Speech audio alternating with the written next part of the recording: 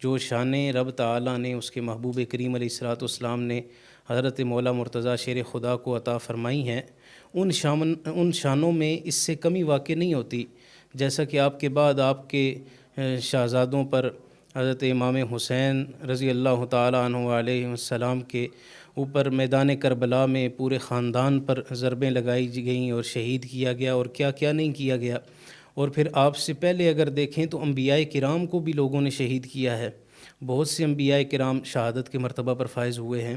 تو حضرت مولا کائنات کو جو ضرب لگی اور پھر آپ شہادت کے مقام پر فائز ہوئے ہیں، تو دیگر فضیلتوں کے ساتھ یہ ایک اور فضیلت جمع ہو گئی ہے کہ جو آپ کو رب تعالیٰ نے مقام شہادت عطا فرمایا ہے، اور شہید کی